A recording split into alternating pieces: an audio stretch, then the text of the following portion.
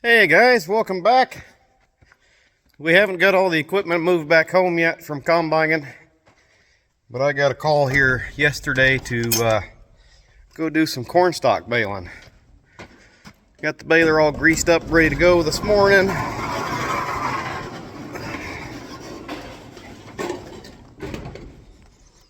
Now, essentially just got to hop in and take off.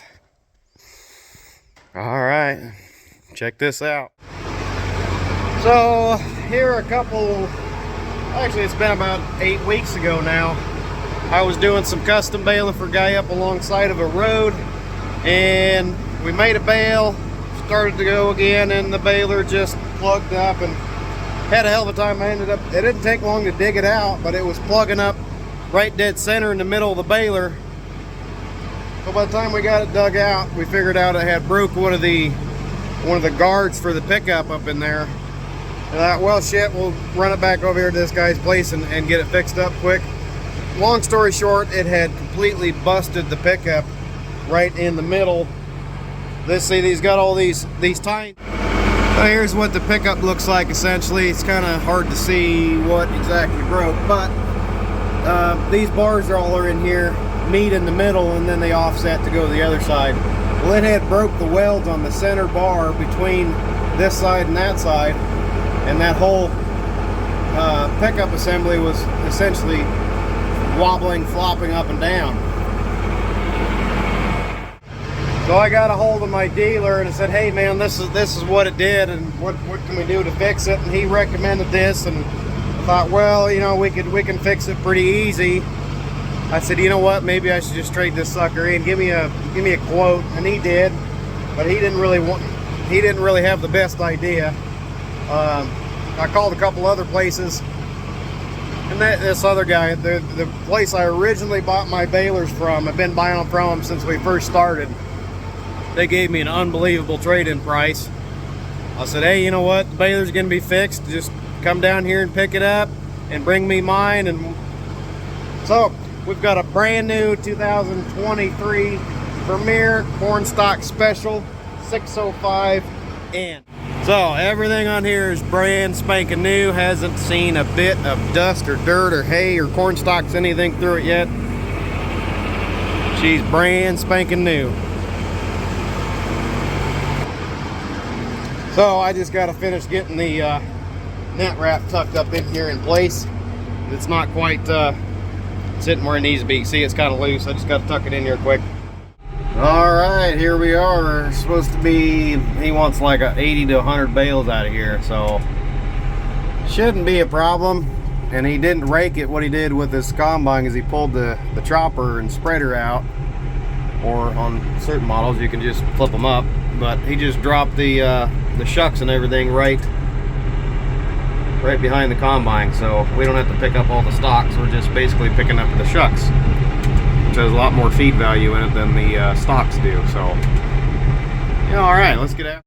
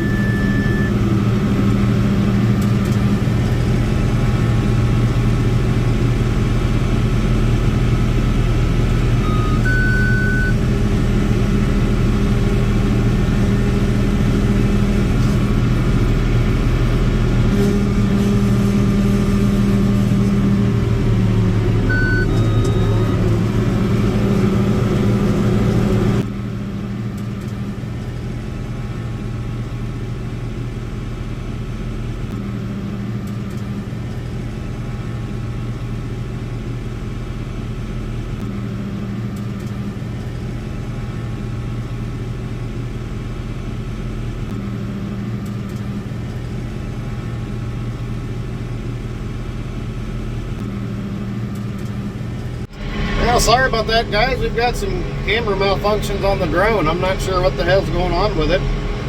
I tried restarting it a couple times, and I even did a software update real quick, but it keeps telling me we've got a camera malfunction and something's incompatible. I'm not sure what the hell's going on. Well, anyway, that shit happens. So we'll just have to do some, camera footage here on the phone and kind of go from there. It does, the remote for the drone kind of works handy for a phone holder too, so, I mean, yeah, I'd rather have some drone footage. How about you? Alright, anyway, we've got 10 bales on the ground now, and we're still on this first little piece here by the radio tower, the cell tower, whatever the hell this thing is here.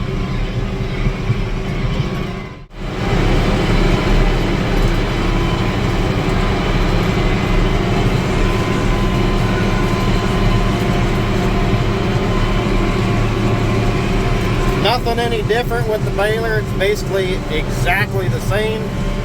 Not anything different on the monitor. Nothing really different on the baler itself. Just a newer model.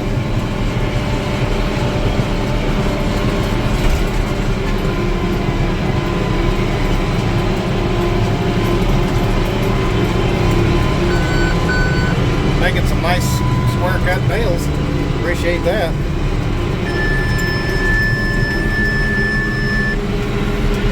What you saw me doing there in that first bale with the drone, I was calibrating the monitor to do exactly the height of the bale. I had it set for 68 inches and that first bale was only 63 inches, so I had to go through the settings on the baler and kind of calibrate it. Same way with the scale. These cornstalks are doing 13% moisture, so they're plenty dry. Well, that also makes the bale pretty light. Well, I've got the density on the baler set up kind of mid yellow, so it certainly could be tighter, but you know that puts a lot of stress on your belts and on your pins also. So I typically don't run them too terribly tight. I mean, the bale's still tight. You can't shove your hand into the bale. They're tight, but I just don't like putting a lot of unneeded stress on the belts and the pins.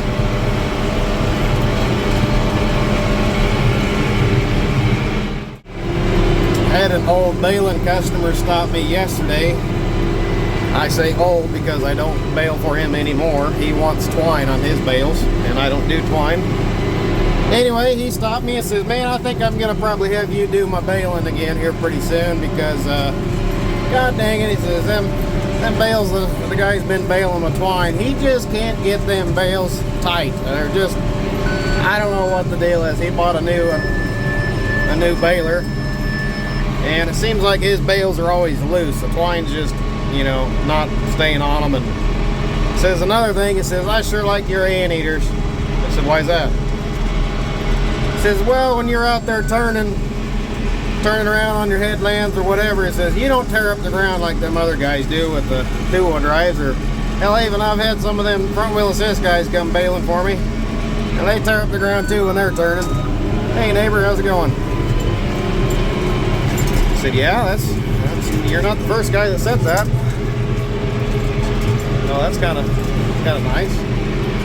Well, maybe I'll be doing his baling again. Wasn't a major loss, because he's only got, I don't know, maybe 30 cows or so. Maybe it's not even that many. I don't remember, but not very many hay bales every year. I think I've only baled for him like 100 at a time. So I mean, yeah, that's a few dollars, but not really in the scheme of things a whole lot of money. So whatever, it happens. 14 bales and a little bit off of this side. Now we'll go over here and start on the bigger piece. Getting close. Just gotta head over to those bales sitting over there at that tree line and we'll be wrapped up. Doesn't look like there's that many out here, but we're at bale 75, so there's definitely a few.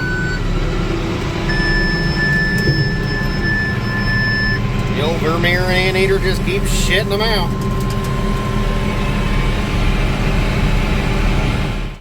There we go, all finished up. Back window got all dirty again. And ended up with 111 bales. That's even better. Alright, first baling of the season for this baler. Cornstalks. Alright. Well, make sure you guys hit that subscribe button. Give me a good thumbs up. Until the next video, guys, thanks for watching. Catch you later.